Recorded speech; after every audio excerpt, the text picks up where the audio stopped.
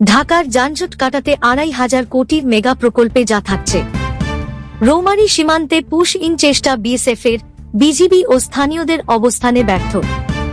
ইসলামী bank থেকে টাকা তোলার হিড়িক, ৫ দিনে ৩৫০০ কোটি টাকা উত্তোলন। বকশীগঞ্জে ভ্রাম্যমাণ আদালতের অভিযানে ৩ মাদকসেবীর কারাদণ্ড। তেহরান ও ইস্পাহানে ইসরায়েলের হামলা কতটা তাৎপর্যপূর্ণ? শুনছিলেন শিরোনাম, এখন বিস্তারিত। তবে আমাদের চ্যানেলটি সাবস্ক্রাইব করে পাশে থাকা বেল আইকনটি অন করে রাখুন। ঢাকার যানজট কাটাতে ২৫০০ কোটির মেগা প্রকল্পে যা থাকছে। যানজট যেন রাজধানীবাসীর নিত্যদিনের অবধারিত সঙ্গী। বাসা থেকে বের হয়ে রাস্তায় পা রাখলে যানজটের মুখোমুখি হতে হবে না, এই দৃশ্য যেন ঢাকা শহরের মানুষের কাছে এক অলীক কল্পনা। তবে এবার সত্যিকার অর্থেই রাজধানী ঢাকার প্রধান সড়কগুলোকে সম্পূর্ণ যানজটমুক্ত করতে এবং সিগন্যালের দীর্ঘ লাল হলুদ সবুজ বাতির অপেক্ষা দূর করতে এক মহাপরিকল্পনা হাতে নিয়েছে সরকার। জিরো সিগন্যাল ট্রাফিক ম্যানেজমেন্ট নামের এই বিশেষ প্রকল্প নিয়ে কাজ শুরু করেছে সংশ্লিষ্ট বিভাগ। পরিকল্পনা অনুযায়ী রাজধানীর উত্তর, দক্ষিণ ও পূর্ব পশ্চিম বরাবর মোট ১০৫ কিলোমিটার সড়ককে সংযুক্ত করে একটি সমন্বিত এক্সপ্রেসওয়ে নেটওয়ার্ক গড়ে তোলা হবে। এই রুটে কোনো ধরনের প্রথাগত ট্রাফিক সিগন্যাল থাকবে না, ফলে যানবাহন একবার এই নেটওয়ার্কে প্রবেশ করলে কোনো বাধা বা থামা ছাড়াই সরাসরি গন্তব্যে পৌঁছাতে পারবে। এতে করে একদিকে যেমন বিপুল কর্মঘণ্টা বাঁচবে, অপরদিকে সাশ্রয় হবে কোটি কোটি টাকার জ্বালানি। রাজধানী ঘিরে এই প্রকল্প বাস্তবায়নে প্রাথমিক আনুমানিক ব্যয় ধরা হয়েছে ২৫০০ কোটি টাকা। ২৫০০ কোটি টাকার প্রকল্পে যা থাকছে। যানজট নিরসনে সরকারের এই বিশাল কর্মযজ্ঞে আসলে কি কি থাকছে তা নিয়ে সাধারণ মানুষের কৌতূহলের শেষ নেই। জানা গেছে, এই বিষয়ে সম্প্রতি স্বরাষ্ট্র মন্ত্রণালয়ে সিগন্যাল ম্যানেজমেন্ট মডেল টেকনিক্যাল সাবকমিটির একটি গুরুত্বপূর্ণ বৈঠক অনুষ্ঠিত হয়েছে। সেখানে প্রকল্পের অগ্রগতি ও বাস্তবায়নে স্বল্প ও মধ্যমেয়াদী বেশ কিছু সুপারিশ গ্রহণ করা হয়। স্বল্পমেয়াদী বাস্তবায়নযোগ্য সুপারিশ: প্রস্তাবিত ১০৫ কিলোমিটার জিরো সিগন্যাল মূল সড়ক ছাড়া রাজধানীর বাকি সংযোগ সড়কগুলোতে আধুনিক স্বয়ংক্রিয় ট্রাফিক লাইট ও স্মার্ট সিগন্যাল ব্যবস্থা চালু করা হবে। শহরের সার্বিক যানজট নিয়ন্ত্রণে দিনের বেলায় সব ধরনের কাভার্ড ভ্যান ও ভারী ট্রাক চলাচল সম্পূর্ণ বন্ধ থাকবে। মধ্যমেয়াদী বাস্তবায়নযোগ্য সুপারিশ: ১০৫ কিলোমিটার রাস্তায় সংকেতবিহীন জিরো সিগন্যাল ব্যবস্থা স্থাপনে দ্রুত একটি পুঙ্খানুপুঙ্খ সম্ভাব্যতা যাচাই ফিজিবিলিটি টেস্ট সম্পন্ন করা হবে। এর মাধ্যমে শহরের উত্তর, দক্ষিণ ও পূর্ব পশ্চিমের মধ্যে নিরবচ্ছিন্ন কানেক্টিভিটি সংযোগ তৈরি করা হবে। একটি মাত্র একক কর্তৃপক্ষের অধীনে সমন্বিত সিটি বাস সার্ভিস পরিচালনা করা হবে। এই ব্যবস্থার আওতায় আন্তঃজেলা বাসগুলোর রাজধানীতে প্রবেশে কঠোর নিষেধাজ্ঞা থাকবে। সড়কের নির্দিষ্ট স্থানে আধুনিক বাস স্টপেজ স্থাপন করা হবে এবং কেবলমাত্র সেখান থেকেই যাত্রী ওঠানামা নিশ্চিত করা হবে। এছাড়া এই প্রকল্পের আওতায় থাকবে সিসিটিভির মাধ্যমে স্বয়ংক্রিয় ট্রাফিক নিয়ম লঙ্ঘন পর্যবেক্ষণ, রিকশা ও ধীরগতির যানবাহনকে স্থানীয় বা ফিডার সড়কেই সীমাবদ্ধ রাখা, পথচারীদের জন্য পর্যাপ্ত আধুনিক ফুটওভার ব্রিজ নির্মাণ, ইলেকট্রনিক টোল কালেকশন ইটিসি ব্যবস্থা চালু এবং পুরো প্রকল্প বাস্তবায়ন ও পরিচালনার জন্য একটি স্থায়ী শক্তিশালী কর্তৃপক্ষ গঠন।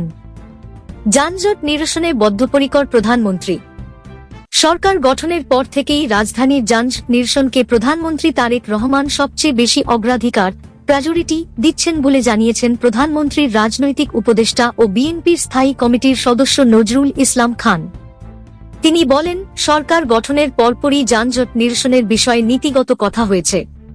কিভাবে দ্রুত রাজধানীর যানজট সহনীয় পর্যায়ে নামিয়ে আনা যায় তা নিয়ে প্রধানমন্ত্রী নিজেই বেশ উদ্বিগ্ন ছিলেন।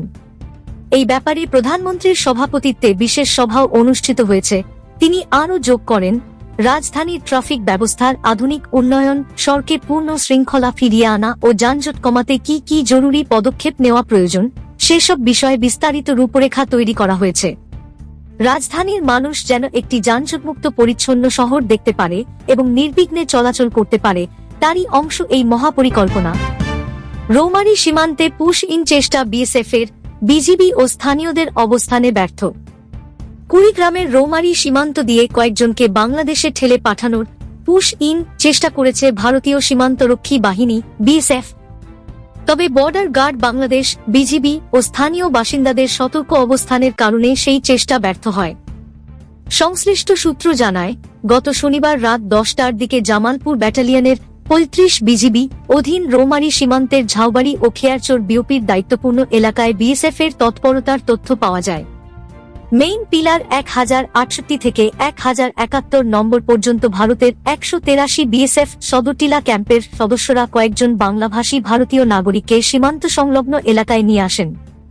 সম্ভাব্য পুশ ইন ঠেকাতে তাৎক্ষণিকভাবে সীমান্ত এলাকায় টহল ও নজরদারি বাড়ায় বিজিবি। একই সঙ্গে স্থানীয় বাসিন্দারাও বিজিবির সঙ্গে সমন্বয় করে সীমান্ত এলাকায় সতর্ক অবস্থান নেন। এ সময় স্থানীয় বাসিন্দারা লাঠিসোঁটা ও লাইট হাতে নিয়ে নিজেদের অবস্থান জানান দেন। খেয়ারচর এলাকার ইউপি সদস্য মোহাম্মদ নজরুল ইসলাম বলেন, গত শনিবার ও গতকাল রোববার রাতে বিএসএফ এর সদস্যরা সীমান্তের আলোকসজ্জা বন্ধ করে কিছু মানুষকে বাংলাদেশের ভেতরে প্রবেশ করানোর চেষ্টা করেন। তবে বিজিবি ও এলাকাবাসীর শক্ত অবস্থানের কারণে তারা সফল হতে পারেননি। খেয়ারচর বিজিবি ক্যাম্পের নায়েক সুবেদার বশির আহমেদ বলেন, শনি ও রোববার রাতের পাশাপাশি আজ সোমবার সকালেও বিএসএফ কয়েকজন বাংলাভাষীকে খেয়ারচর সীমান্ত দিয়ে বাংলাদেশে প্রবেশ করানোর চেষ্টা করে, কিন্তু বিজিবি সদস্য ও স্থানীয় জনগণের প্রতিবাদের মুখে তারা সরে যেতে বাধ্য হয়। তিনি বলেন, বর্তমানে সীমান্ত পরিস্থিতি স্বাভাবিক, তবে যেকোনো অনাকাঙ্ক্ষিত পরিস্থিতি মোকাবিলায় বিজিবি সর্বোচ্চ সতর্ক অবস্থানে রয়েছে এবং সীমান্তের নজরদারি অব্যাহত রাখা হয়েছে। ইসলামী ব্যাংক থেকে টাকা তোলার হিড়িক, 5 দিনে ৩,৫০০ কোটি টাকা উত্তোলন। নতুন চেয়ারম্যান মো. খুরশিদ আলমের নিয়োগ ঘিরে চলমান অস্থিরতার মধ্যে গত 5 কার্যদিবসে ইসলামী ব্যাংক বাংলাদেশ পিএলসি থেকে প্রায় ৩,৫০০ কোটি টাকা উত্তোলন করেছেন গ্রাহকরা। ব্যাংকটির কর্মকর্তাদের মতে, চেয়ারম্যান নিয়োগ কেন্দ্র করে সৃষ্ট অনিশ্চয়তার কারণে আমানত তুলে নেওয়ার প্রবণতা বেড়েছে। ব্যাংকটির সংশ্লিষ্ট কর্মকর্তারা জানান, 1 থেকে 4 জুন পর্যন্ত 4 কার্যদিবসে প্রায় 2,৫৭০ কোটি টাকা উত্তোলন করা হয়। এছাড়া 7 জুন একদিনেই প্রায় 1,000 কোটি টাকা উত্তোলন হয়েছে বলে প্রাথমিক তথ্য পাওয়া গেছে। 24 মে ইসলামী ব্যাংকের চেয়ারম্যান হিসেবে বাংলাদেশ ব্যাংকের সাবেক ডেপুটি গভর্নর মোহাম্মদ খুরশিদ আলম নিয়োগ পান। তার দায়িত্ব গ্রহণ কেন্দ্র করে ব্যাংকের প্রধান কার্যালয়ের সামনে গ্রাহক ও কর্মকর্তাদের বিক্ষোভ শুরু হয়। পরিস্থিতির কারণে তার প্রথম কর্মদিবসের বোর্ড সভা অনলাইনে হয়। একই সময় চেয়ারম্যান জুবাইদুর রহমান পদত্যাগ করেন।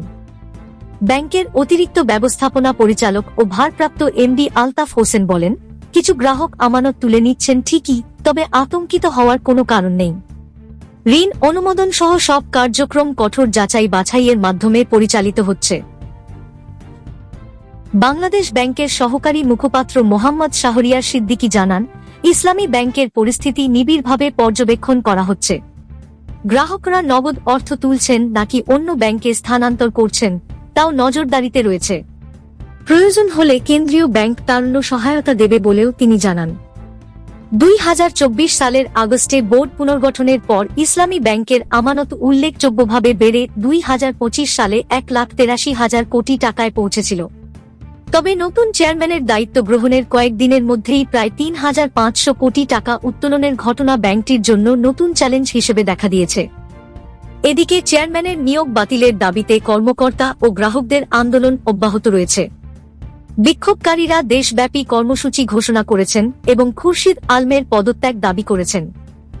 বাংলাদেশ ব্যাংকের কর্মকর্তারা জানিয়েছেন, ব্যাংকটির সার্বিক পরিস্থিতি পর্যবেক্ষণ করা হচ্ছে এবং প্রয়োজনীয় পদক্ষেপ নেওয়া হবে। একই সঙ্গে দেশে ব্যাংকের বাইরে নগদ অর্থ রাখার প্রবণতা বাড়ায় ব্যাংকিং খাতে আস্থার সংকট নিয়েও উদ্বেগ দেখা দিয়েছে। বকশীগঞ্জে ভ্রাম্যমাণ আদালতের অভিযানে 3 মাদকসেবীর কারাদণ্ড। জামালপুরের বকশীগঞ্জে মাদকবিরোধী অভিযানে 3 মাদকসেবীকে 3 মাস করে বিনাশ্রম কারাদণ্ড ও 100 টাকা অর্থদণ্ড দিয়েছেন ভ্রাম্যমাণ আদালত। আজ সোমবার সকালে সহকারী কমিশনার, ভূমি ও নির্বাহী ম্যাজিস্ট্রেট আসমা উল হুসনা এ আদালত পরিচালনা করেন। অভিযানে জেলা মাদকদ্রব্য নিয়ন্ত্রণ অধিদপ্তরের উপ-পরিদর্শক খসরু আল মামুন ও আনোয়ার হোসেন উপস্থিত ছিলেন। দণ্ডপ্রাপ্তরা হলেন বকশীগঞ্জ পৌর এলাকার উত্তর বাজার কামারপট্টি মোড়ের মৃত ইউসুফের ছেলে শান্ত, মিয়াপাড়ার মৃত আইজল হকের ছেলে আজিজ মিয়া এবং নেত্রকোনা জেলার পূর্বধলা উপজেলার পানিসা ইউনিয়নের আশরাফ আলীর ছেলে সোহাগ। ভ্রাম্যমাণ আদালত সূত্রে জানা যায়, শান্ত ও আজিজকে পৌর শহরের হাইস্কুল এলাকা থেকে মাদক সেবনের সময় আটক করা হয়। সোহাগকে উপজেলার ধানুয়া কামালপুর ইউনিয়নের রহিমপুর এলাকায় অভিযান চালিয়ে মাদক সেবনরত অবস্থায় আটক করা হয়। পরে তাদের বিরুদ্ধে মাদকদ্রব্য নিয়ন্ত্রণ আইন 2018 অনুযায়ী মামলা নিষ্পত্তি করে ভ্রাম্যমাণ আদালত প্রত্যেককে 3 মাসের বিনাশ্রম কারাদণ্ড ও 100 টাকা অর্থদণ্ড দেন। অর্থদণ্ড অনাদায়ে আজিজ মিয়াকে আরও 12 দিনের এবং সোহাগকে 5 দিনের বিনাশ্রম কারাদণ্ড দেওয়া হয়। নির্বাহী ম্যাজিস্ট্রেট ও উপজেলা সহকারী কমিশনার আসমা উল হুসনা বলেন, মাদকদ্রব্য নিয়ন্ত্রণ আইন 2018 এর বিভিন্ন ধারায় তাদের সাজা দেওয়া হয়েছে। মাদকের বিরুদ্ধে এ ধরনের অভিযান বকশীগঞ্জে ভবিষ্যতেও অব্যাহত থাকবে। তেহরান ও ইস্পাহানে ইসরায়েলের হামলা কতটা তাৎপর্যপূর্ণ? ইরানে ইসরায়েলের হামলার মূল লক্ষ্যবস্তু তেহরান। কারণ শহরটি ইরানের রাজধানী এবং এখানে অনেক গুরুত্বপূর্ণ কৌশলগত স্থাপনা রয়েছে, বিশেষ করে শহরের পশ্চিমাংশে। ওই এলাকায় অসংখ্য সামরিক ব্যারাক, সামরিক স্থাপনা এবং প্রতিরক্ষা সংশ্লিষ্ট শিল্প প্রতিষ্ঠান রয়েছে। গত 28 ফেব্রুয়ারি ইরানে যৌথভাবে আগ্রাসন শুরু করে যুক্তরাষ্ট্র ও ইসরায়েল। এপ্রিলে যুদ্ধবিরতির আগে টানা 40 দিন ধরে পাল্টাপাল্টি হামলা চলে। 40 দিনের ওই যুদ্ধে প্রায় প্রতিদিনই তেহরানে হামলা হয়েছে। ইস্পাহানও প্রায় একই রকমভাবে আক্রান্ত হয়েছে। ইরানের ইস্পাহানে বেশ কয়েকটি পারমাণবিক স্থাপনা এবং বহু সামরিক শিল্প কারখানা রয়েছে। শহরটিতে এমন একটি ঘটনাও ঘটেছে যাকে ইরানি প্রতিবেদনে মার্কিন সামরিক অভিযানের একটি চেষ্টা হিসেবে বর্ণনা করা হয়েছে। ওই অভিযানের লক্ষ্য ছিল এমন একটি স্থাপনায় পৌঁছানো যেখানে পারমাণবিক উপাদান গোপনে মজুত করে রাখা হয়েছে বলে যুক্তরাষ্ট্র ধারণা করেছিল। তাই এটিও অত্যন্ত গুরুত্বপূর্ণ এবং কৌশলগতভাবে অত্যন্ত তাৎপর্যপূর্ণ একটি স্থান। তেহরানকে রাজধানী করার আগে ইস্পাহান ছিল ইরানের রাজধানী। এটি দেশটির অন্যতম বৃহৎ শিল্পকেন্দ্র এবং অর্থনৈতিক কর্মকাণ্ডের প্রধান অঞ্চলগুলোর একটি। তাই এসব স্থান কৌশলগত দিক থেকে অত্যন্ত গুরুত্বপূর্ণ, পাশাপাশি এর প্রতীকী গুরুত্ব অনেক বেশি।